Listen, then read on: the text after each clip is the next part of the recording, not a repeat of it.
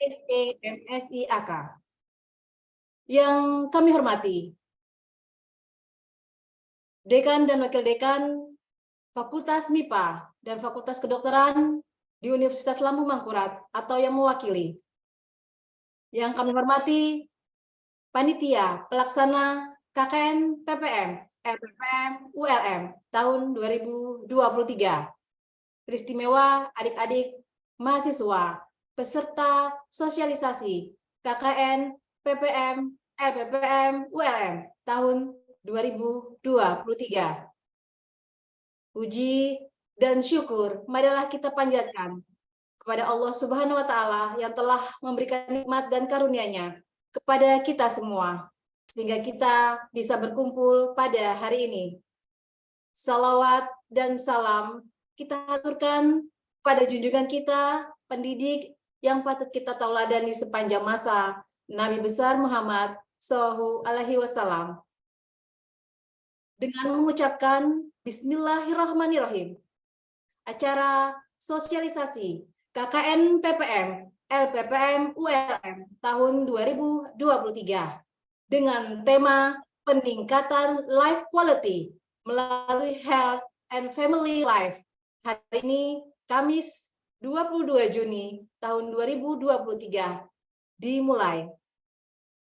Sambutan Ketua Lembaga Penelitian dan Pengabdian kepada Masyarakat Universitas Lambung Mangkurat yang pada kesempatan ini diwakili oleh Koordinator Pusat Studi KKN dan CSR Lembaga Penelitian dan Pengabdian kepada Masyarakat Universitas Lambung Mangkurat, sekaligus membuka acara kegiatan pada hari ini kepada Ibu Dr. Hajah Rahma Yuliani, SE MSI AK. Dipersilahkan. Terima kasih. Assalamualaikum warahmatullahi wabarakatuh. Yang terhormat kepada Sekretaris LPPM ULM, yang terhormat kepada Bapak Ibu Dekan atau yang mewakili, dan Bapak Ibu DPL, yang terhormat kepada Bapak Ibu Panitia KKN, dan rekan-rekan mahasiswa yang saya cintai. Pertama-tama, mari kita panjatkan puji syukur kehadirat Allah Subhanahu wa Ta'ala atas nikmat yang dianugerahkan kepada kita semua, sehingga kita bisa menghadiri acara sosialisasi peserta KKN PPM 2023 melalui Zoom Meeting. Selanjutnya, saya mengucapkan terima kasih kepada seluruh panitia KKN PPM 2023 yang telah berpartisipasi penuh pada acara ini. Saya mengucapkan terima kasih kepada Bapak Ibu DPL dan rekan-rekan mahasiswa yang berkenan hadir pada acara siang hari ini. Saya, selaku Ketua Pusat Studi KKN dan Kemitraan CSR, menginformasikan bahwa peserta KKN PPM tahun 2023 ini terdiri dari 2 fakultas. Yang pertama dari Fakultas MIPA sebanyak 267 mahasiswa, dan dari Fakultas Kedokteran Prodi Psikologi ada 90 mahasiswa. Mudah-mudahan pada saat pelaksanaan nanti, mahasiswa dapat berkolaborasi dan mengaplikasikan ilmunya yang telah dipelajari di bangku kuliah, dan ilmu tersebut nanti ketika pada KKN dapat bermanfaat di masyarakat. Saya mewakili Ketua LPPM yang saat ini berhalangan hadir, mengucapkan mudah-mudahan pelaksanaan KKN PPM tahun 2023 ini diberikan kelancaran dan kemudahan. Semoga pelaksanaan KKN disambut baik oleh masyarakat dan ilmu yang telah diperoleh di bangku kuliah dapat bermanfaat nanti ya. Demikian laporan dan kata sambutan yang dapat kami sampaikan, sekaligus membuka acara sosialisasi ini dengan membaca basmalah. Bismillahirrahmanirrahim. Akhirul kalam. Wassalamualaikum warahmatullahi wabarakatuh. Waalaikumsalam warahmatullahi wabarakatuh.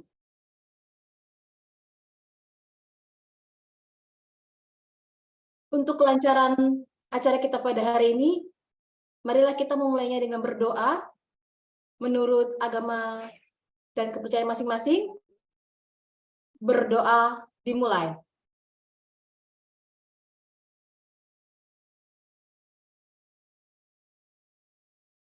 berdoa selesai.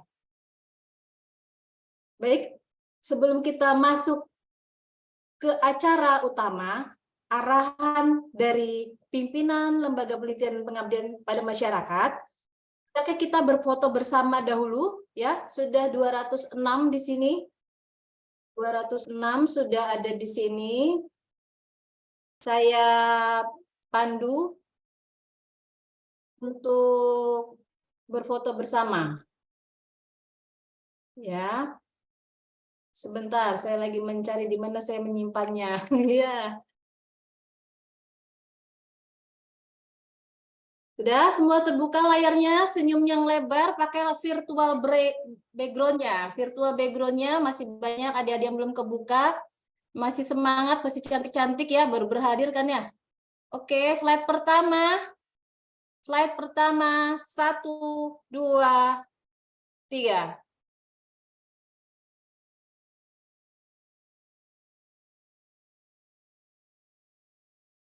Slide kedua, masih belum terbuka semua slide kedua. Aduh, banyak sekali yang belum berbuka. Kameranya, waktu berjalan terus. 1, 2, 3.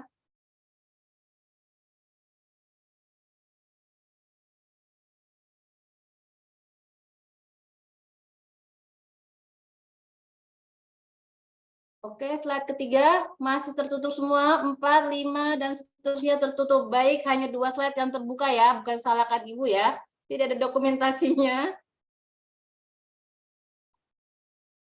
Oke, baik. Sudah selesai berfoto bersama?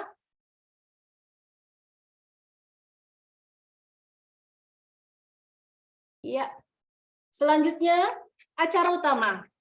Arahan dari pimpinan Lembaga Penelitian dan Pengabdian kepada Masyarakat Universitas Lambung Mangkurat yang dalam hal ini akan diwakili oleh Sekretaris Lembaga Penelitian dan Pengabdian kepada Masyarakat Universitas Lambung Mangkurat. Beliau adalah Ibu Dr. Lela Aryani Sofia, SPI MP. Kepada Ibu Lela dipersilahkan. Bismillahirrahmanirrahim. Assalamualaikum warahmatullahi wabarakatuh. Terima kasih Bu Sati selaku pembawa acara, ya, selalu menjadi pembawa acara LPPM, andalan LPPM. Ya, baik. Terima kasih kepada Ibu Ketua Koordinator ya CSR LPPM yang berkenan berhadir, kemudian Bapak Ibu DPL, kemudian Bapak Ibu yang mewakili pimpinan fakultas, 2 fakultas, Fakultas Mitra dan Fakultas Kedokteran, program studi psikologi ya. Kemudian kepada panitia yang juga berhadir pada hari ini, dan tidak lupa kepada mahasiswa yang kami sayangi dan kami banggakan berhadir menyimak ya, arahan nantinya untuk persiapan lapangan kegiatan lapangan pekerjaan. Baik, kami akan share sedikit materi. Ini sebenarnya review saja ya, review panduan yang sudah disiapkan panitia, ya, panduan KKN yang sudah disiapkan panitia untuk KKN PPN 2023. Mohon izin Bu Sati, saya matikan dulu kamera saya supaya itu bisa compatible ya. Oke. Ya, silakan Ibu. Ya. Ya, sudah terlihat. Oke. Mau slideshow Ibu? Ya, bentar. Nah, udah terlihat slideshow. Ya. Terlalu besar terlihat. Oke. Baik. Jadi saya agak juga tadi Bu Sati. Ternyata kita sepemahaman ya background-nya dengan gambar slide ini ya, karena ternyata satu-satunya gambar di LPPM itu yang ada ya, koleksi KKN PPM yang tahun 2002 kemarin ya. Baik, baik adik-adik, Bapak, Ibu ya, izinkan kami memaparkan sedikit panduan ya, kegiatan PPM, di mana tahun ini mengangkat judul peningkatan life quality melalui health and family life ya. Nah di sini sebagai kita flashback dulu terkait KKN, bahwa KKN itu adalah kegiatan intrakultural Jadi kurikuler di dalam kurikulum perguruan tinggi, terutama program studi yang menjadikan KKN sebagai bagian dari kurikulum atau dia sebagai mata kuliah. Jadi di sini diharapkan nanti adanya pemberian pengalaman ya bekerja, ya belajar dan bekerja. Jadi kalau prinsip dulu itu learning by doing. Jadi belajar sambil bekerja. Nah, dalam KKN ini diharapkan mahasiswa nantinya bisa menyusun ya sejumlah program kerja yang proporsional, ya, seimbang dan terpadu untuk Tridharma perguruan tinggi, yaitu pendidikan, penelitian dan pengabdian. Nah, harapannya Suara Ibu kurang kenceng, Bu. Oh ya, ya harapannya Ya. nanti ya, jadi lulusan PT ini menjadi manusia ya. Mungkin ini belum manusia mungkin ya, ya. Jadi menjadi manusia yang bersedia mengabdikan diri ya bagi kemajuan dan kesejahteraan masyarakat ya. Nah, nanti dari tema besar tadi ya itu disepakati oleh tim perumus ya dari perwakilan fakultas maupun panitia dari LPPM bahwa ada 4 opsi tematik program KKN ya, itu bisa dipilih penerapan perilaku hidup sehat untuk mencegah stunting, kemudian peningkatan gizi keluarga melalui variasi makanan, menjaga kesehatan mental keluarga, serta pemanfaatan IT untuk memperoleh informasi ya. Jadi di sini ada 4 opsi ya, uraian tema utama tadi kita urai menjadi 4 tema perluasannya ya. Nah, kemudian prinsip dasar pelaksanaan ini yang perlu kita pahami bersama ya terkait KKN itu apa prinsip dasarnya ya, bahwasanya pertama itu prinsipnya adalah keterpaduan. Ya, berarti di sini Tridharma perguruan tinggi itu menjadi landasan dalam perencanaan, pelaksanaan, dan tolak ukur evaluasi KKN PPM. Jadi kita tidak lepas dari pendidikan, ya, kemudian penelitian dan pengabdian. Ini yang ya prinsip dari KKN. Nah, kemudian pelestarian Trigatra. Ya, jadi di sini pengembangan kepribadian mahasiswa, baik sikap perilaku, ya. Kemudian pemberdayaan masyarakat. Bagaimana nantinya mahasiswa didampingi DPL itu bisa memberdayakan masyarakat, memanfaatkan potensi yang ada di desa untuk memberikan ya pemberdayaan, ya, memberikan kemajuan bagi masyarakat. Tidak hanya dalam bentuk profit ya, tidak hanya dalam bentuk ekonomi, tetapi juga perbaikan dari sisi psikologi ya, psikologi kesehatan mental itu diperlukan. Nah, kemudian pengembangan institusi.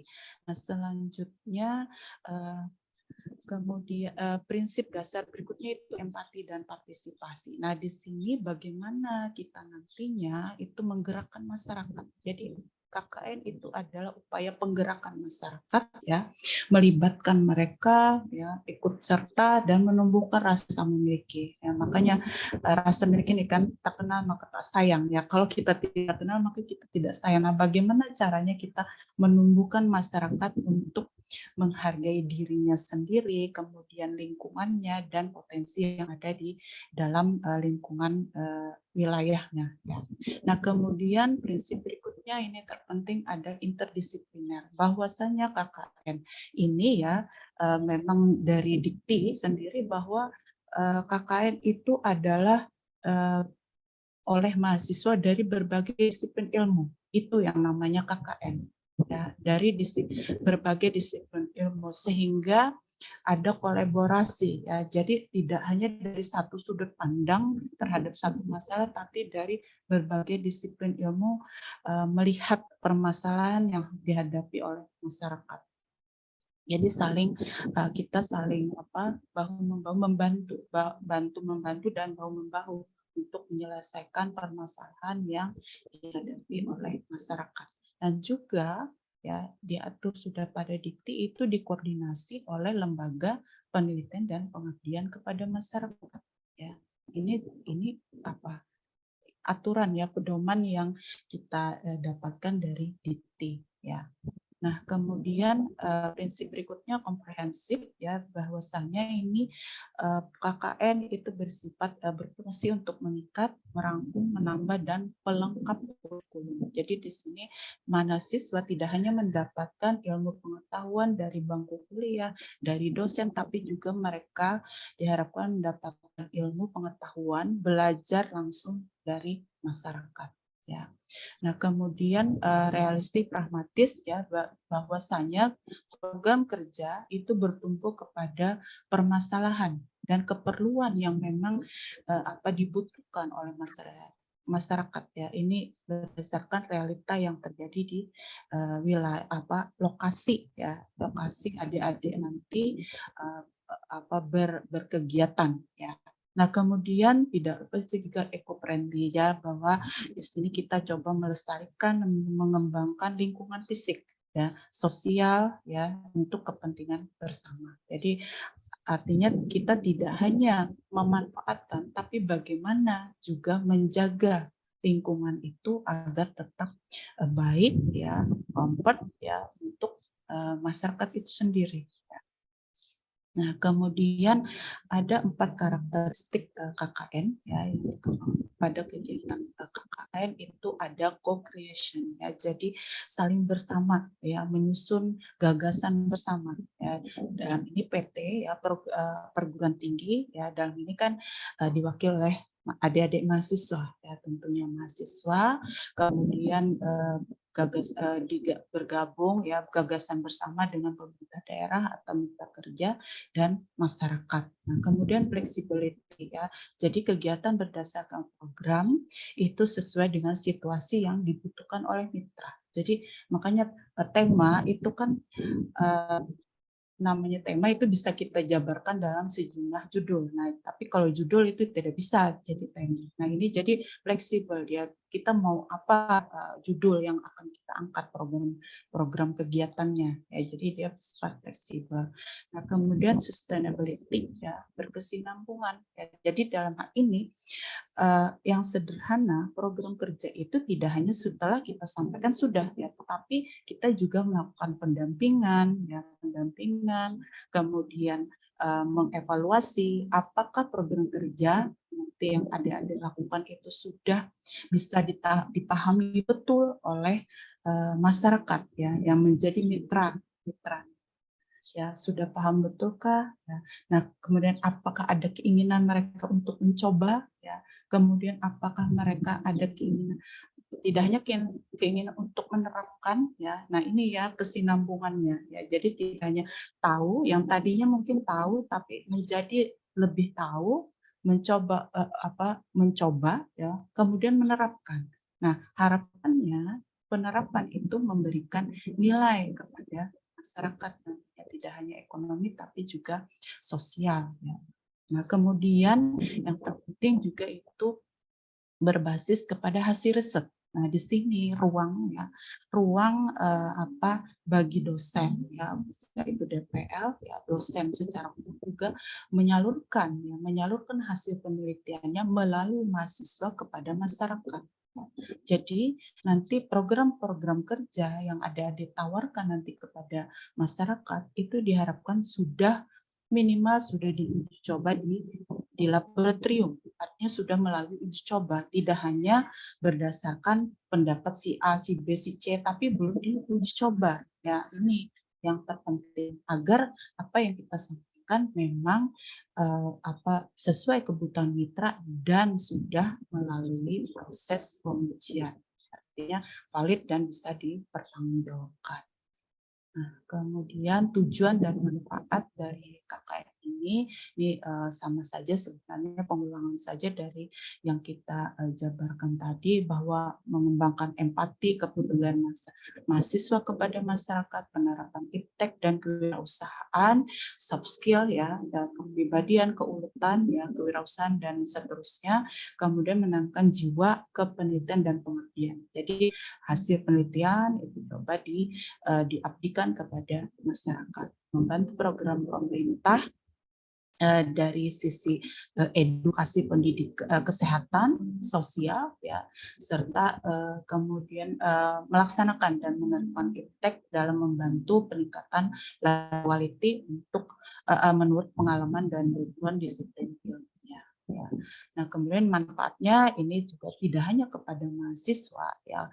Kalau terjadi ya, kolaborasi yang baik antara mahasiswa, pemerintah daerah atau mitra dan perguruan tinggi, ini akan sangat besar sekali manfaatnya, tidak hanya dari mahasiswa untuk mengembangkan keterampilan ya, hard skill dan soft skill, tapi juga memberi pemerintah daerah mendapatkan bantuan pemikiran ya, tenaga dalam pembaruan program pembangunannya, serta PT juga dapat menyalurkan ya hasil-hasil penelitiannya berkolaborasi dengan pemerintah daerah dan dalam pengembangan iptek ya.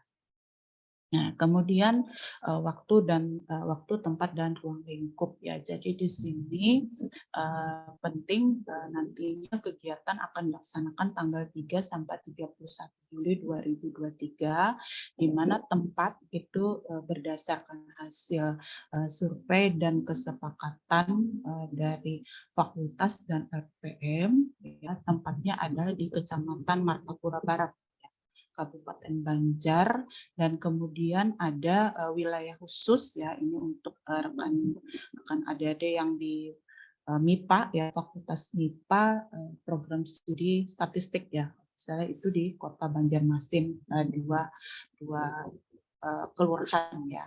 Nah, kemudian untuk jam kerja efektif mahasiswa itu adalah 144 jam. Ya. Jika kita laksanakan dalam 30 hari, maka jam kerja efektif dalam sehari itu lebih kurang 5 jam. 5 jam per hari. Ya. Nah, ini. Kemudian ruang lingkup program itu adalah kesehatan masyarakat dan lingkungan, kemudian pemberdayaan masyarakat dan mahasiswa dalam rangka peningkatan lab quality, kegiatan inovasi teknologi tepat guna atau informasi, kemudian pemberdayaan desa dalam memperkuat jaring pengaman sosial desa, serta pembelajaran langsung untuk anak sekolah pendidikan dasar yang menengah. Ya, jadi di sini lingkup programnya. Jadi silakan nanti adik-adik mengembangkan ya program-program yang sesuai pada ruang lingkup ini sesuai dengan bidang ilmunya. Ya. Nah, apakah hanya satu? Boleh itu satu kegiatan atau lebih dari satu juga boleh ya, sepanjang itu bisa memenuhi jam kerja efektif mahasiswa ya. Nah, kemudian syarat calon peserta. Nah, di sini SKS ya. SKS itu sesuai ketentuan fakultas yang bersangkutan ya, sekitar 90 sampai 100 SKS lulus ya. Nah, kemudian perizinan itu diizinkan dan dikirim oleh fakultas yang bersangkutan. Makanya pendaftar itu kami juga berkoordinasi dengan fakultas meminta daftar mahasiswa yang memang memenuhi syarat SKS, karena kami sendiri keterbatasan untuk melihat apakah mahasiswa yang bersangkutan secara SKS sudah memenuhi ya. Nah, kemudian mereka juga mengisi KRS ya, KRS bahwa KKN itu sebagai mata kuliah. Nah, kemudian mahasiswa itu diharapkan mematuhi segala peraturan ya dan ketentuan KKN yang dilaksanakan oleh APPN. Nah, dan tidak lupa itu mahasiswa wajib mendaftarkan diri kepada panitia. Ya, jadi kalau tidak mendaftar itu kami tidak bisa mengakuisisi bahwasannya mahasiswa itu sudah mengikuti KKN kalau mereka tidak mendaftar. Nah, kemudian memberikan kontribusi dalam penyelenggaraan itu sebesar Rp240.000 saja. Ya. Nah, bagaimana Rp240.000 ini alokasinya ke mana saja? Ya. Nah, jadi dialokasikan itu untuk biaya asuransi, sertifikat, biaya persiapan dan pembekalan, biaya monitoring dan evaluasi, biaya lokakarya dan acara pelepasan. Ya. Nah, kemudian jadwal kegiatan ya ini sudah kita lewati ya untuk sosialisasi itu tanggal 22 ya. Kemudian pendaftaran ini kan ada revisi sebenarnya karena sesuatu dan lain hal, tapi tetap kita coba laksanakan sosialisasi tanggal 22 Juni, kemudian pendaftaran 29 Mei sampai 19 Juni ya. Nah, kemarin ada informasi masih ada beberapa yang belum mendaftar, kami masih memberi ruang ya bagi mahasiswa untuk mendaftar sampai sebelum acara pembekalan yang sudah kami jadwalkan itu pada tanggal 26 Juni ya. Nah, kemudian pembekalan itu sifatnya wajib bagi mahasiswa untuk berhadir karena itu merupakan bagian dari penilaian kegiatan KKN. Nah, kemudian nanti pelaksanaan KKN itu sesuai pada buku panduan tidak mengalami perubahan. Ya. Nah, kemudian penyelenggara itu adalah secara kelembagaan adalah lembaga penelitian dan pengabdian kepada masyarakat. Kemudian peserta itu dari Fakultas MIPA, ya, kemudian dari Fakultas Kedokteran Psikologi. Ya, mana nantinya untuk dosen pendamping lapangan juga dari dua fakultas tersebut. Nah, penempatan peserta dan DPL. Nah, penempatan peserta DPL itu akan disusun oleh panitia. Kemudian DPL itu akan membawahi satu kelompok ya, bisa itu kelompok dalam satu desa ya. Nah, ini sebanyak 20 orang mahasiswa ya. Nah, di mana satu kelompok ini akan dibagi lagi menjadi dua kelompok kecil ya. Nah, untuk satu kelompok itu sebanyak 10 orang. Jadi di sini untuk pelaporannya nanti ada dua program kerja, minimal ada dua program kerja karena dua kelompok, satu kelompok ada satu program kerja. Nah, kelompok kedua itu program kerja kedua ya. Oke. Nah, kemudian Matapura Barat ini berdasarkan informasi dari tim bagian sekretariatan ya, mereka sudah melakukan survei kemarin ya. Jadi kalau kita lihat di Google Map itu sangat dekat ya adik-adik, itu hanya kalau dari Universitas Lambung Mangkurat kampus 2 Banjarbaru itu hanya sekitar 25 menit ya, paling ujung di Matapura Barat ya. Nah, atau ada dua jalur yang bisa kita tempuh ya, bisa melalui jalan daerah daerah Sekumpul atau melalui jalan raya ya, jalan raya. Jadi ada hampir sama saja jarak tempuhnya sekitar 25 menit. Nah, kemudian dari hasil survei panitia itu didapati ada 4 permasalahan ya utama, yaitu pertama masalah stunting yang tinggi ya, kemudian pernikahan dini, kemudian sarana air bersih dan sarana prasarana jamban. Ini yang menjadi permasalahan yang dihadapi oleh masyarakat di Kabupaten Kecamatan Matapura Barat, Kabupaten Banjar. Nah, di mana dari informasi camat itu ada 13 desa yang bisa menjadi lokasi KKN. Ya, jadi nanti bisa adik-adik sesuaikan saja ya permasalahan dan di mana nanti ditempatkan ya desa tempat kegiatan KKN-nya. Nah, juga sebagai informasi berdasarkan tata ruang wilayah itu wilayah Matapura Barat merupakan daerah dataran rendah ya, lahan rawa sehingga dia menjadi wilayah pertanian berkelanjutan. Sebagai informasi mungkin adik-adik bisa kembangkan apa yang bisa nanti dijadikan sebagai program kerja. Ya. Nah, kemudian untuk pemantauan dan evaluasi ya ini ada komponen evaluasi adalah pembekalan, kemudian kedisiplinan, penghayatan, kerjasama, dan pelaksanaan program kerja tentunya. Nah, di mana dari penilaian itu 40% berasal dari kepala desa. Ya, ini hasil penilaian peran aktif di lokasi KKN.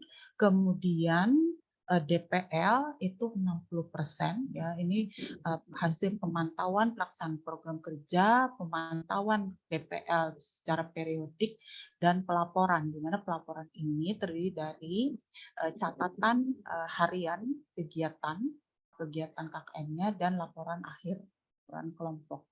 Ya, ini yang menjadi komponen penilaian dari DPL.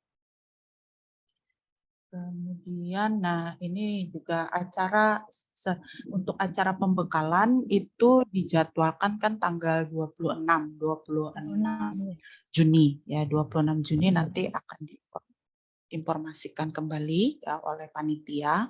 Nah, kemudian ini terpenting untuk acara pelepasan peserta KKN itu hari Senin tanggal 3 Juli 2023 jam 8.30 sampai selesai itu di halaman Gedung 1 Pasca Sarjana Banjarbaru ya.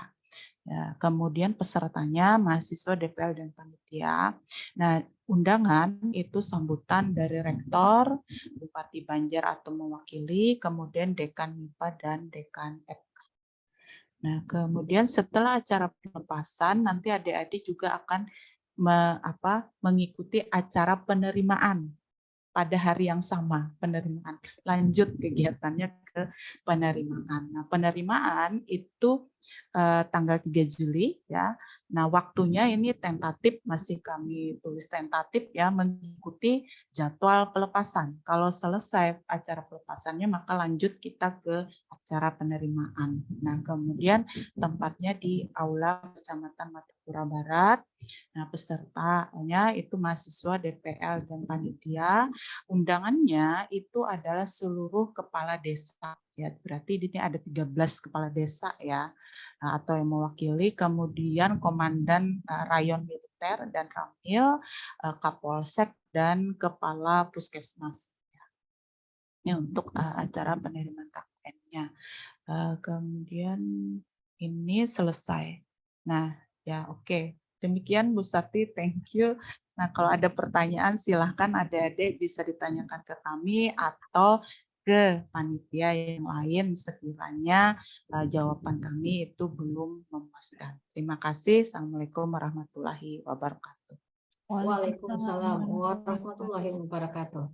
Baik, terima kasih arahan dari pimpinan Lembaga Penelitian dan Pengabdian kepada Masyarakat. Adik-adik yang ingin bertanya silakan raise hand atau bisa menulis di kolom chat pertanyaannya apa, sebutkan nama dari fakultas serta pertanyaannya apa. Silakan kita mulai dari sekarang 3 pertanyaan pertama. 3 pertanyaan pertama, Fakultas MIPA, Fakultas Kedokteran, Prodi Psikologi, silakan.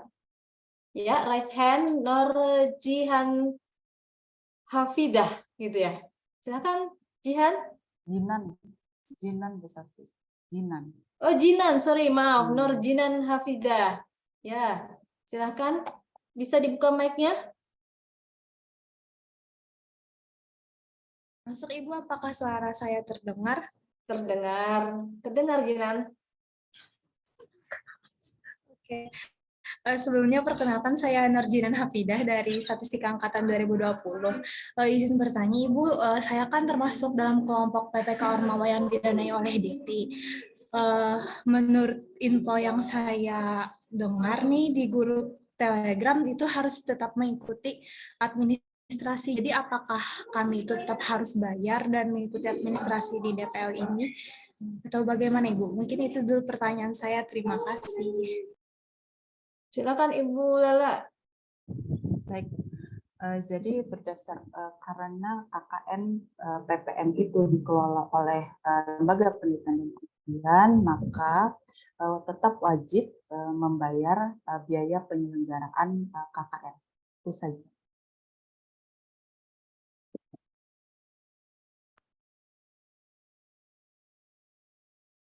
Ya, demikian Bu Sati. Iya, Sudah dengar jawabannya, Mbak Jinan? Harus wajib bayar katanya. Nah, karena berbeda program gitu katanya ya. Baik, ada lagi pertanyaan? Dibuka 3 pertanyaan pertama. Boleh, ada di kolom chat Ibu Lela. Nandi FMIPA. Apakah dalam pelaksanaan KKN, mahasiswa diwajibkan menginap di tempat KKN? Dikarenakan mahasiswa terikat kontrak kerja dengan lembaga pemerintahan, bekerja dari sore hingga malam hari, sehingga mahasiswa tidak bisa menginap di tempat KKN. Ya, oke. Baik, untuk masalah akomodasi ya. Nah, di sini memang karena lokasinya cukup dekat juga tidak bisa kita mengharuskan mahasiswa menginap ya. Jadi silakan diatur saja ya, diatur mana yang sefleksibel mungkin ya bagi mahasiswa. Yang penting mahasiswa bisa menyelesaikan 144 jam kerja efektif mahasiswa, itu saja. Ya jelas, nanti juga kan di desa itu dibuka posko ya, posko KKN. Nah, mungkin di situ nanti berkoordinasi dengan mahasiswa lainnya atau berinformasi dengan ketua kelompok. Ya. Mungkin Bu Rahma bisa menambahkan, silakan Bu Rahma. Izin menambahkan, jadi rekan-rekan mahasiswa biasanya untuk lokasinya kita meminjam misalnya kantor kepala desa atau di sebelahnya untuk nanti pakai ini ya spanduk ya Bu ya, bahwa di sini ada posko KKN gitu ya, ukurannya 1x2 mungkin ya Bu ya, cukup ya, bahwa posko KKN ULM gitu ya Bu ya, KKN BPM tanggal ini dituliskan lah ya, nanti kita bikinkan ini ya Bu ya, apa saja yang di spanduk, tapi bebas ya Bu ya spanduk itu ya, intinya di posko itu agar terlihat di sini ada mahasiswa KKN dibutuhkan spanduk gitu ya Bu. Mungkin Bu Rahma, nanti kita buat saja standar Oh, iya, tulisan standarnya spanduknya. isinya apa saja Nah, ya, isinya apa aja, tinggal mahasiswa yang menyusun dan membuat. Iya, siap. Iya. Jadi nanti untuk tempat koordinasi nggih, koordinasi dengan desa nggih, mau tempat poskonya di mana gitu ya Bu ya, yang karena ini tidak perlu menginap karena dekat dengan lokasi. Terima kasih Bu. Terima kasih. Baik, Adik Nandi, karena lokasi KKN dekat seperti Ibu Lela bilang tadi, jaraknya 25 menit dari kampus ULM Banjarbaru. Berarti boleh tidak menginap ya begitu ya. Nah, pertanyaan selanjutnya dari Muhammad Rizky Saputra, Fakultas MIPA. Untuk PKM, tim saya lolos pendanaan di bidang PKM 5. Bidang kemarin dari fakultas dapat info bahwa KKN program kerjanya itu mengerjakan PKM-nya. Itu maksudnya gimana ya, Bu? Terima kasih. PDWA ini Bu, PDWA. Ya, bukan ini kayaknya bukan juga. hibah dikti ya, hibah dikti untuk PKM mahasiswa. Nah, ini lebih mudah lagi. Mereka kan sudah ada program kerja, sudah terseleksi oleh dikti ya. Jadi silakan untuk mengakuisisi KKN-nya ya, seperti tadi bahwasanya tetap harus mendaftarkan diri ya, membayar kontribusi sesuai yang sudah ditentukan oleh LPM. Nah, lokasinya ini Ibu tidak tahu lokasinya di mana ini. Mungkin Muhammad Rizky bisa menyebutkan lokasinya di mana, Nak? Silakan open mic Muhammad Rizky Saputra. Lokasinya di mana? Atau bisa tulis di chat room. Ya, jadi kalau lokasinya ya, jadi intinya karena di sini sudah ada program kerja, ya program kerja itu saja yang dikerjakan. Ya. Nah, di sini mungkin pendanaannya ya, untuk pendanaan pendanaan itu kan pendanaan program kerja. Beda dengan pendanaan penyelenggaraan. Nah, Oh, katanya Iki, mic saya tidak bisa ah. dinyalakan, Bu. Oh, Untuk lokasi PKM-nya saya tidak spesifik, Bu, karena berhubungan dengan kesehatan, kata gitu. oh ya, oke. Jadi bisa aja di lokasi nanti lokasi yang menjadi tema kegiatan tim Rizky ya, tim Rizky untuk bidang PKM 5 bidang tadi ya. Jadi mengikuti saja lokasi juga tidak spesifik, jadi bisa menyesuaikan ya. Nah, jadi di sini kami ulang kembali bahwasanya untuk program kerja itu kalian sudah ada, sudah tersedia, nah tapi tetap mendaftarkan diri, ya, sehingga bisa kami akuisisi itu sebagai kegiatan KKN dari lembaga penelitian dan pengembangan masyarakat ULM gitu. Ya. Nah, begitu jawabannya Rizky. Ya, adik Rizky, bahwa bisa diakuisisi oleh lembaga penelitian pengabdian kepada masyarakat bentuknya KKN, tapi sekaligus menjalankan program yang sudah diterima tadi, ya, lolos pendanaan bidang PKM 5, kata gitu ya. Ya. Oke, pertanyaan selanjutnya, ada yang raise hand? Ada yang raise hand, boleh? Oh, ya, ada? Tidak ada, kita lanjut ke chatroom masih. Dari Syarifah Najla. Syarifah Najla Humaira, Fakultas MIPA. Mengenai kurun waktu kegiatan KKN ini terjadwal dari 3 Juli 2023. Lalu tadi kalau tidak salah lihat, saya melihat bahwa kegiatan KKN itu 30 hari. Nah, apakah berarti KKN ini berakhir tanggal 3 Agustus 2023, Bu? Gitu katanya. Terima kasih sebelumnya, Bu. Gitu. Ya, oke. Jadi di sini jadwal kita memang 3 Juli sampai 30 Juli ya. Sini efektif 30 hari. Sebenarnya itu hanya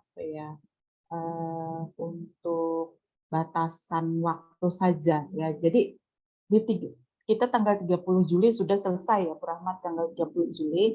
Yang penting kalian sudah memenuhi 144 jam kerja efektif mahasiswa. Dari pada rentang waktu 3 Juli sampai 31 Juli ya. Gitu. Ya. Itu kemarin, Bu, kalau ada tanggal merah, Bu, gitu loh. Ya, ya. Nah, itu jadi kita ada beberapa tanggal merah di bulan Juli ya. Satu ya, jadi kami mundurkan gitu. Ya. Terima kasih. Ya. Baik, masih ada pertanyaan selanjutnya? Saya tidak melihat pertanyaan dari Prodi Psikologi Fakultas Kedokteran nih. Mana nih? Ayo dong. MIPA semua nih sepertinya. Pertanyaan selanjutnya sambil menunggu dari Fakultas Psikologi, Prodi Psikologi Fakultas Kedokteran. Pertanyaan selanjutnya izin bertanya, Bu, saya Muhammad Ridwan dari FMIPA. Untuk pembagian kelompoknya bagaimana mekanismenya dan kapan diumumkan? Terima kasih katanya. Ya, oke. Baik, untuk pembagian kelompok itu berdasarkan jumlah mahasiswa yang mendaftar di panitia ya, melalui kemarin GIPOM ya Bu Sati. Ya, di GIPOM yang sudah dibagikan atau mendaftarkan diri pada perwakilan fakultas. Nah, jika sudah terdata maka akan dilakukan pembagian mahasiswa ya, pembagian mahasiswa berikut juga DPL yang dikirimkan oleh fakultas. Jadi kami memang masih menunggu informasi dari fakultas masing-masing. Karena kami tidak akan bisa bekerja kalau jumlah daftar mahasiswa itu belum lengkap. Ya, jadi kita tunggu, makanya tadi informasikan paling lambat sebelum acara pembekalan. Ya, pembekalan jadi fix tanggal 26 itu jadi bisa sudah kami tentukan lokasinya. Ya, lokasi berdasar tiga desa yang ditawarkan oleh Kecamatan Kuta Barat. Mungkin Bu Rahma ada tambahan? Saya rasa cukup, Bu. Jadi memang mudah-mudahan tanggal 26 semua sudah terbagi ya, Bu ya. Tanggal mahasiswanya dan DPL-nya. Izin menyampaikan untuk di acara pembekalan, saya ingat bahwa nanti ada semacam kuis ya Bu ya, kuis awal KKN itu udah pasti kita ada nggih? Oh, Iya, pretest. Ya, pretest nggih pretest. nggih, pretest. Ya, jadi di akhir Pretest. nanti ya Bu ya kita bagi nggih. Ya, pretest dan Jadi post-test. itu bagian dari nilai nggih Bu nggih. Ya, Awal nggih, izin mumpung saya ingat nggih. Jadi rekan-rekan mahasiswa minta tolong diumumkan kepada teman yang lain pada saat pembekalan nanti kita ada post test itu Bu ya sebelum nganu ya ya, KKN. Terima kasih. ya. Oke, Ya. sudah jawabannya untuk Muhammad Ridwan terkait dengan mekanisme dan kapan diumumkan. Makin cepat mendaftar, makin rampung, makin cepat pembagian kelompoknya gitu ya. Baik, selanjutnya izin bertanya Ibu, saya Muhammad dari FMIPA. Tadi dijelaskan kalau tidak ada kewajiban untuk menginap di desa tempat KKN, bagaimana kalau misalnya dalam satu kelompok berisi orang yang tidak bisa menginap dan harus pulang pergi, dan ada juga orang yang tidak bisa dan tidak punya akses untuk pulang pergi. Bagaimana ya Ibu? Gitu. Ya, oke. Mungkin itu bisa kalian fleksibilitas kalian ya. Nanti apakah nanti bekerja sama dengan teman ya. Nanti silahkan kalian memikirkan itu ya. Jadi kami pikir kalian sudah sudah dewasa ya. Jadi untuk bisa bekerja sama dengan teman yang satu desa gitu ya. Bisa tinggal dilihat apakah pilihannya menginap itu lebih efisien dibandingkan kalau pulang pergi ya. Kami tidak mewajibkan untuk menginap, tetapi kalau mau menginap silahkan ya, kalian berizin dengan kepala desanya gitu ya, nanti didampingi oleh DPR. Ya, memang juga berdasarkan pengalaman kami, meskipun dekat, itu DPR juga kadang meminta kalian tetap tinggal di sana. Dalam hal ini agar terkait keselamatan lalu lintas. Nah, itu yang juga kemarin jadi pertimbangan DPR sehingga mewajibkan mahasiswa untuk menginap. Jadi ini juga kami beri ruang kepada DPR untuk mengatur apakah menginap ya ataukah pulang pergi. Tinggal kalian berkoordinasi dengan DPR. Oke. Baik. Ya. Jelas ya, Muhammad jawabannya? Izin menambahkan. Dewasa katanya, boleh Ya. ngatur sendiri gitu. Mau pulang boleh, mau nginep boleh gitu ya. Tinggal orang Banjar akuran dengan kelompoknya gitu ya. Ya. Oke, permisi Ibu. Saya Ega Reskian. Bu, saat itu Bu Rahma mau menambahkan. Oh, mau menambahkan, silakan, silakan. Kadang-kadang Bu di desa itu menyediakan Bu tempat untuk menginap, malah dulu itu ada di Sungai Ande ya, mereka menyediakan Bu, ada kelurahan itu di lantai atas, tapi malah mahasiswa yang nggak mau menginap gitu. Nah itu, ya. Jadi kan makanya sefleksibelnya ya, tinggal bagaimana koordinasi dengan pihak desa, dengan DPR. Dikoordinasikan nggih. Iya. Desa kadang menyediakan, ada yang tidak Ibu, nanti koordinasi nggih. Terima kasih, pertanyaannya bagus. Lanjut. Oke, terima kasih Bu Rahma, tambahan informasinya. Nah, saya lanjutkan dengan pertanyaan berikutnya. Iya, ya Mbak Jinan. Izin Ibu mau menanggapi jawaban dari pertanyaan saya di awal tadi, boleh Ibu? Iya. Oh boleh, kenapa? Ya. Tadi kan dari Ibu bilang kami yang ikut PPK Ormawa ini tetap harus membayar 240.000 tadi. Sedangkan menurut kami ini berdasarkan rincian dana tuh kayaknya kami nggak menerima semua fasilitas itu. Jadi apakah kami memang harus tetap membayar full atau bagaimana ya Ibu? Karena kan dana PPK kami juga dapat dari Dikti gitu.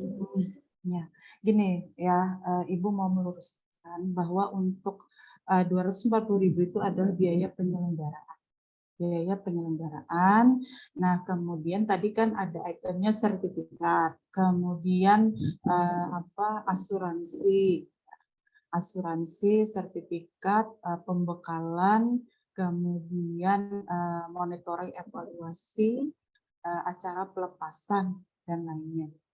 Jadi itu ada biaya penyelenggaraan, bukan biaya untuk program kerja. Program kerja itu ditanggung sendiri oleh mahasiswa. Gitu. Jadi menurut hemat kami kalau yang program Ormawa itu adalah terkait program kerja. Ya, di sini untuk akuisisi KKN-nya. Ya, jadi kalau akuisisi KKN melalui LPPM itu mengikuti administrasi yang sudah ditentukan oleh LPPM. Baik, izin Ibu, ini berarti kegiatan meskipun kami KKN-nya PPK Ormawa, tapi dianggap bagian dari KKN LPPM ini kah Ibu? Meskipun timeline kami itu nggak sama gitu. Kan program gini, KKN PPM itu kan wadahnya saja. Program kerjanya itu bermacam-macam ya, program kerjanya sesuai dengan permasalahan dan kebutuhan masyarakat yang di lokasi kegiatan KKN. Ya. Nah, kalau Ormawa itu kan program kerjanya ya. Nah, kalau mengikuti KKN PPM itu secara administrasinya saja, administrasi ya, jadi 240.000 itu untuk biaya administrasi, bukan biaya program kerja. Nah, kami juga perlu memang di sini informasi dari ini MIPA ya, dari MIPA, apakah memang apa Ormawa itu memang ikut KKN PPM, LPPM atau seperti apa? Kami belum tahu. Tidak seperti halnya untuk psikologi itu mereka ada juga yang dapat hibah KKN itu mereka menyatakan diri ikut KKN PPM secara tegas. Nah ini jadi kita perlu garis bawahi apakah memang KKN Ormawa itu masuk di dalam KKN PPM LPPM dari fakultasnya. Itu yang kami belum secara tegas. Mungkin di sini bisa dari Pak MIPA, perwakilan MIPA, Bapak Ibu panitia. Kalau yang ya silakan masuk. Pak Gun. Iya Pak. Silakan Pak Gun. Ya. Saya lagi di Banjarmasin. Iya, terima kasih Bu Lela. Iya. Jadi begini ya adik-adik, KKN itu adalah mata kuliah wajib, ya peraturan akademik itu KKN itu adalah mata kuliah wajib yang dikelola oleh LPPM. Nah seperti yang disampaikan oleh Bu Sekretaris LPPM tadi, bahwa pembayaran 240 itu adalah nanti untuk sertifikat. Jadi karena mata kuliah wajib gitu ya, jadi ada sertifikat, kemudian pembekalan, kemudian nanti untuk supervisi dan monitoring evaluasi. Nah, untuk PPK Ormawa Kedereka itu DPL-nya adalah pembimbing kalian sendiri, yaitu siapa? Pak Toto ya. Itu untuk program KKN-nya, kegiatan administrasi KKN-nya. Namun untuk programnya ya mengerjakan mengerjakan kegiatan PPK Ormawanya. Itu. Jadi ada supervisi, kemudian ada untuk konversi, kemudian ada untuk asuransi itu. Jadi PPK Ormawa itu bisa diakui sebagai kegiatan KKN. Itu mungkin ya. Siapa saudara Nurjinah ya? Nurjinan. Nurjinan. Ada jelas. Ya. Jadi begitu juga dengan yang kegiatan PKM gitu ya adik-adik ya. Kegiatan PKM itulah program kerja KKN adik-adik. Tapi karena KKN ini dikelola oleh LPPM sehingga perlu ada administrasi seperti untuk monitoring, evaluasi, sertifikat, administrasi adik-adik gitu ya asuransi adik-adik. Program kerjanya apa ya? PKM-nya itu dikerjakan berapa lama? Sesuai dengan kegiatan PKM adik-adik. Kalau KKN itu adalah satu harinya kurang lebih 4,8 jam, ya kalau PKM mungkin bisa lebih gitu ya, bisa lebih dari 1 bulan, artinya sehari itu bisa berapa jam gitu. Jadi adik-adik tidak perlu lagi iuran untuk program kegiatan KKN-nya. kegiatan KKN-nya dari PKM ya, dari PPK Ormawa gitu. DPL-nya siapa? DPL-nya ya pembimbing adik-adik sendiri gitu. Itu mungkin penjelasan dari saya sebagai koordinator di MIPA. Itu ada yang ditanyakan lagi Mbak Nurjinan? Saya izin nanya nih Pak, Ya. kemarin itu dari kami yang di PPK Ormawa ini ada simpang siur gitu Pak, katanya PPK Ormawa ini kan terpisah tuh, jadi ada teman yang tetap ikut mengikuti administrasi bayar 240 sesuai deadline yang ditentukan, ada yang sampai sekarang belum membayar sama sekali karena merasa PPK Ormawa ini beda dengan KKN-nya LPPM, jadi bagaimana ya Pak sama teman yang belum membayar ini? Ya, gini. Sebenarnya kalian ini kan adik-adik ini yang PPK Ormawa kan juga memprogram KKN toh sebagai sebagai mahasiswa gitu ya. Nah, PPK Ormawa itu bisa dikonversi menjadi kegiatan KKN gitu. Hanya saja wadah kegiatannya adalah KKN PPM. Program kerjanya PPK Ormawa begitu. Nah, gimana kalau nanti tiba-tiba PPK Ormawa tiba-tiba minta dikonversi ke KKN gitu. Itu kayak ada masih kurang jelas? Ya, sebaiknya yang belum mendaftar silahkan mendaftar sehingga nanti dapat tercatat dengan baik, kemudian ada sertifikatnya. DPL-nya pembimbingnya Pak Toto ya. DPL-nya kan Pak Toto sendiri nanti.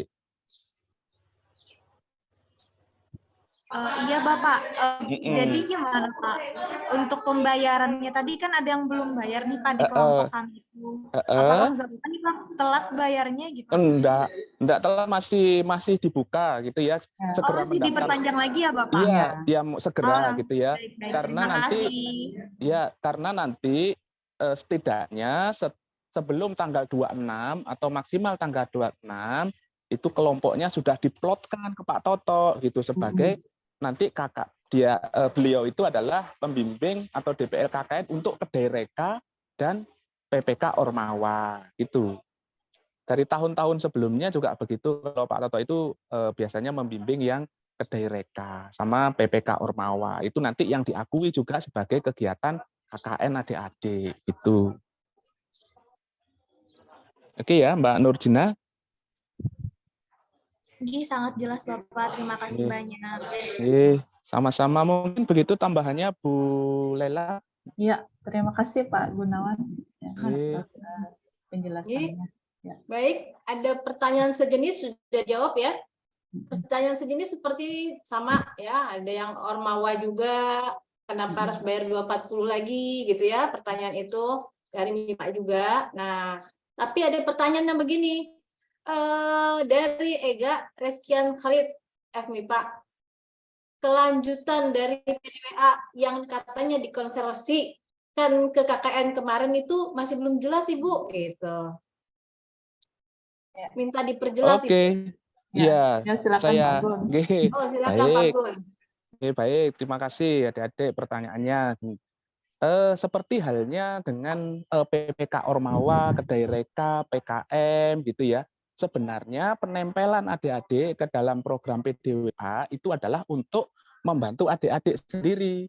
Membantunya di mana? Kalau adik-adik itu KKN yang tidak ikut PDWA atau ingin sendiri, itu adik-adik kan perlu iuran lagi tuh untuk membuat program.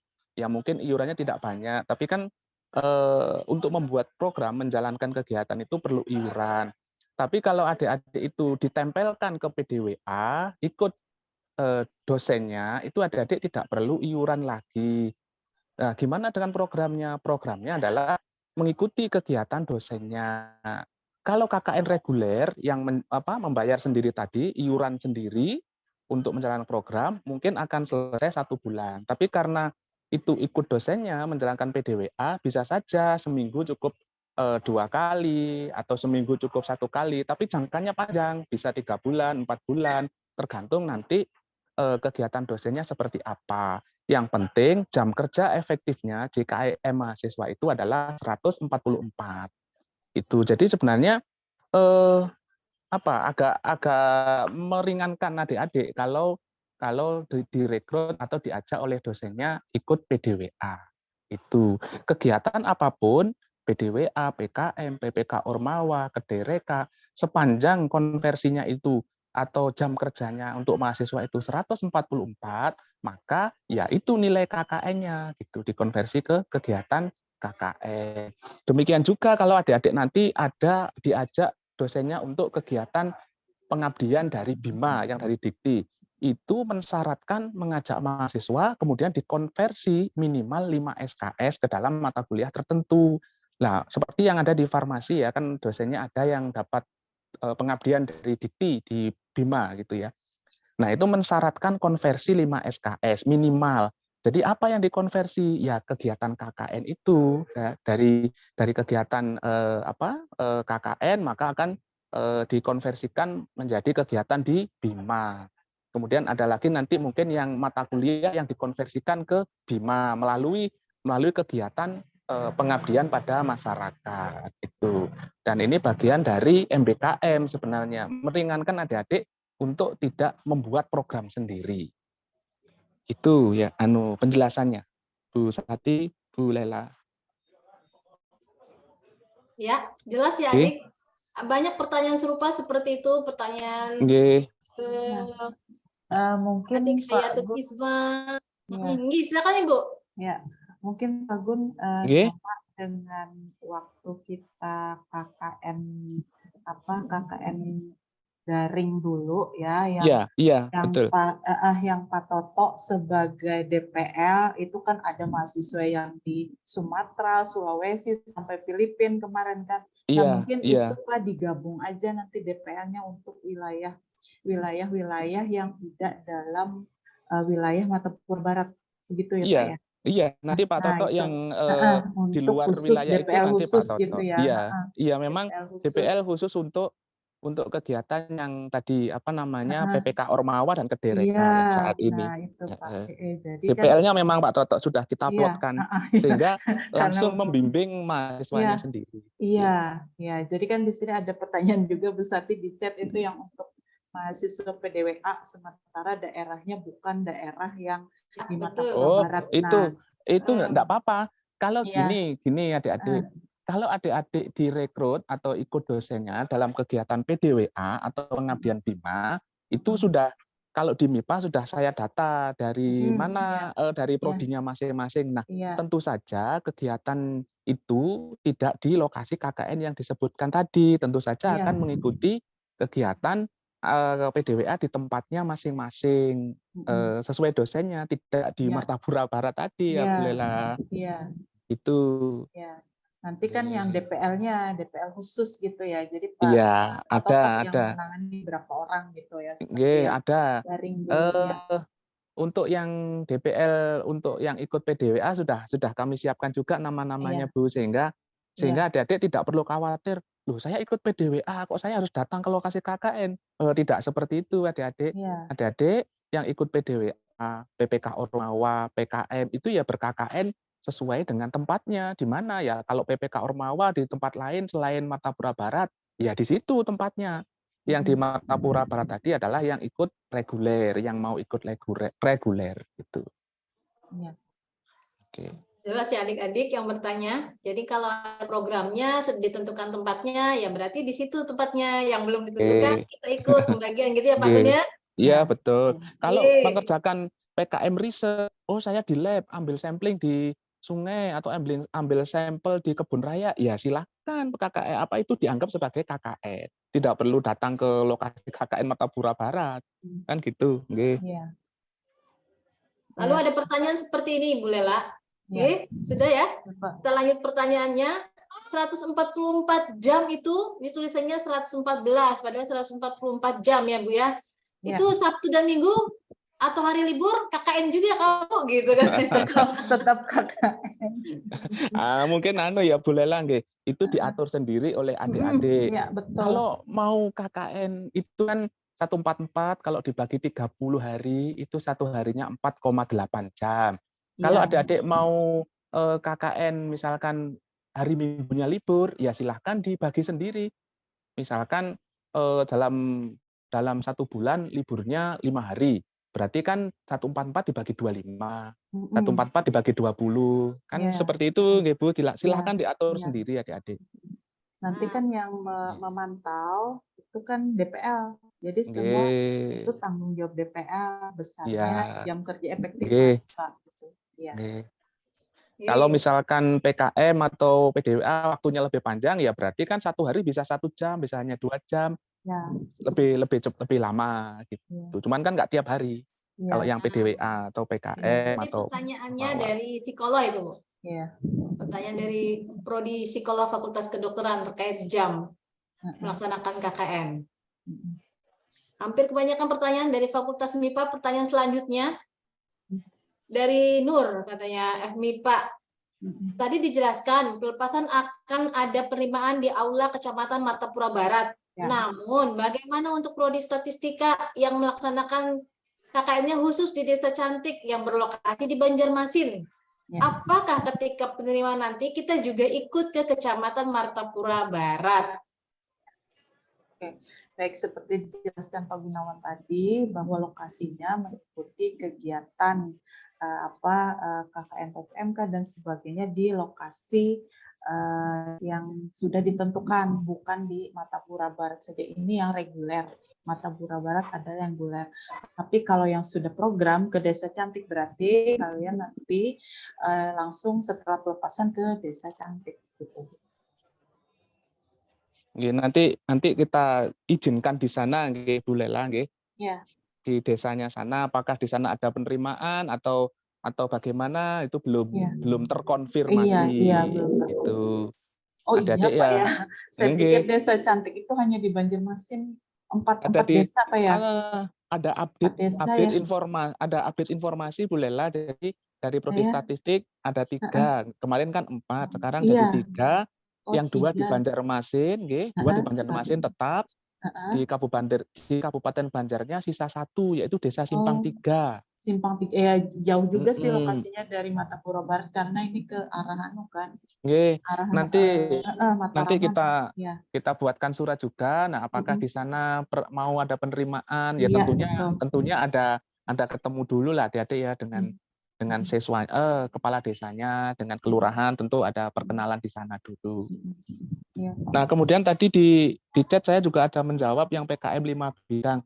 Ya, PKM 5 bidang itu kan adik-adik tahu apa saja gitu ya, ada penelitian, pengabdian, ada apa gitu. Ya, itu sama dikonversi menjadi KKN. Kegiatan program kerjanya ya kegiatan sesuai PKM di bidang apa gitu. Okay. Baik. Ada yang bertanya, Ibu, dress code-nya apa ya waktu pelepasan, kata kita. Okay. Pastinya alma mater ya, Ibu ya? Iya. Ya, pastinya kita memakai jaket alma mater. Ya, gitu aja. Ya, jelas ya. Yang bertanya Hawaril Kamil menggunakan alma mater ya. Selamat sore Ibu, saya Valencia Ezra dari MIPA bertanya katanya. Membedakan pelaksanaan KKN dengan KKN yang sekarang dengan sebelumnya. Yang tidak berbayar dikarenakan ada pembiayaan sebesar tertera pada UKT. Tidak dialokasikan untuk membantu dana penunjang ini. Saya yakin beberapa dari mahasiswa merasa diberatkan dengan adanya kewajiban ini. Karena kami membagi pengeluaran lainnya. Contohnya transportasi, dan itu belum termasuk dengan konsumsi dan lain-lain gitu. Tahun kemarin katanya di cover di UKT, tahun ini bayar langsung gitu ya. Ya. Iya, silakan Pak Gun. Ini yang di MIPA ya, kalau sekitar 2 tahun atau 3 tahun yang lalu nggih Bu Lela ya. Iya. Itu di MIPA itu diinkludkan di UKT gitu ya, diinkludkan di UKT, artinya digabung di UKT. Ini juga sudah saya jelaskan ke DPM yang bertanya ke saya, apakah DPM-nya tidak menyampaikan ke kawan-kawannya, nah saya tidak tahu juga. Iya. Jadi ada 2 tahun atau 3 tahun yang lalu itu di MIPA itu memang adik-adik membayar KKN itu diinkludkan jadi satu dengan UKT, jadi memang tidak terasa. Nah, misalkan membayarnya itu kan ini kalau dulu malah 520 ya adik-adik KKN itu. Kemudian ada semester 1 misalkan ditambahkan 100, semester 2 ditambahkan 100 ke UKT-nya, semester 3 ditambahkan 100. Jadi pas KKN tidak terasa. Nah, sekarang saya tidak tahu kenapa kebijakannya jadi tidak ditambahkan ke UKT, tentu ada alasan-alasan tertentu. Nah, ini yang tahu adalah bagian keuangan, rektorat dan fakultas. Sehingga mulai angkatan berapa gitu ya, termasuk adik-adik, KKN, biaya KKN itu dibayar terpisah gitu ya, dibayar oleh masing-masing mahasiswa. Jadi tidak diinkludkan di UKT.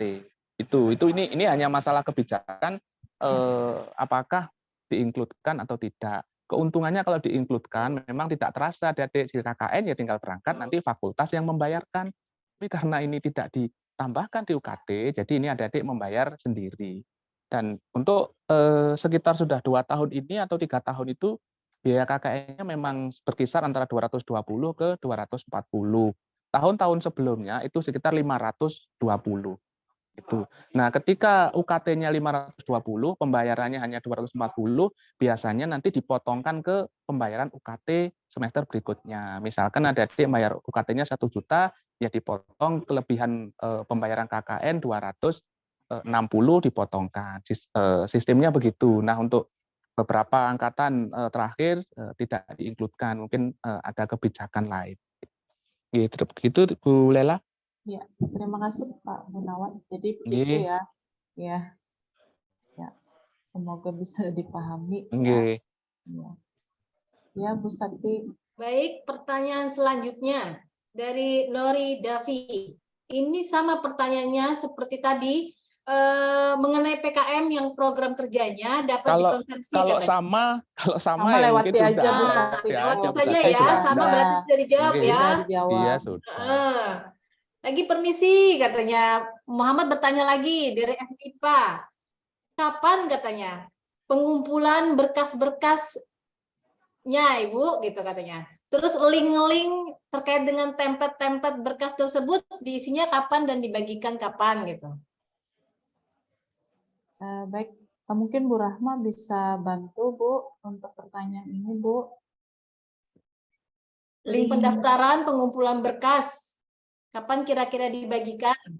Lalu link template-template berkas yang akan diisi kapan juga dibagikan gitu.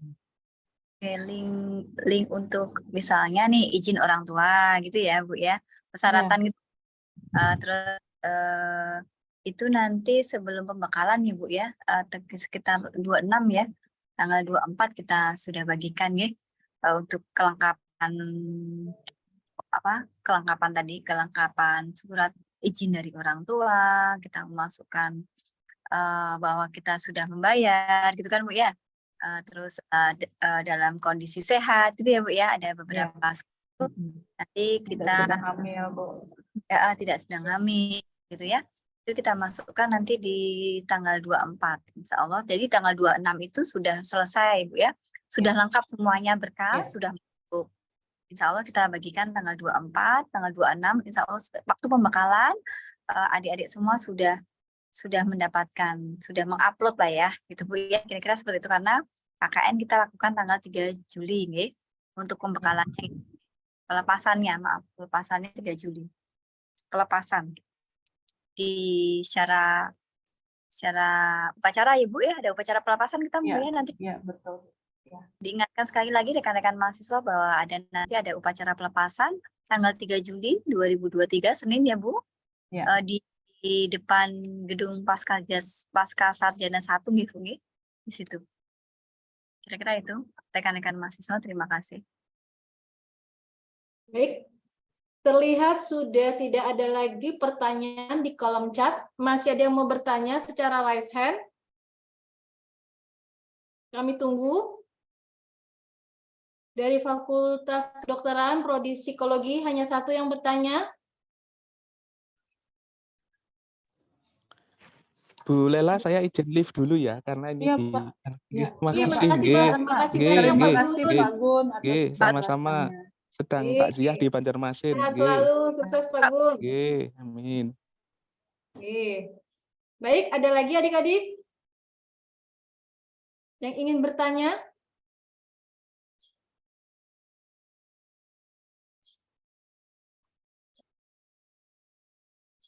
Kiranya sudah jelas atau malu? Jangan malu, Dek. Nanti sesat bertanya, tidak bertanya sesat di hutan. Sesat di hutan, sesat di desa. Nih, Ini yang ada acara lagi? pelepasan Mungkin ya. Ibu Rahma mau menambahkan, mengingatkan mahasiswa sebelum kita closing ya Bu ya, karena sudah tidak ada Oke, pertanyaan lagi. catatan terpenting mohon dibantu untuk rekan-rekan mahasiswa hari ini yang tidak bisa hadir gitu kan, diingatkan sekali lagi pada tanggal 26 pada saat pembekalan akan dilakukan post-test ya Bu. Ya. Yang berikutnya kita akan lakukan tanggal 3 Juli pelepasan KKN secara offline upacara pelepasan KKN ya 3 Juli di gedung Pasca Sarjana 1. Itu yang terpenting ya. Mohon diinformasikan pada semua rekan-rekan mahasiswa ya. Terima kasih. Terima kasih Bu. Nih, Ibu Lela, ada lagi Bu? Saya pikir cukup Bu Sati, tinggal nanti Closing statement silahkan. baik.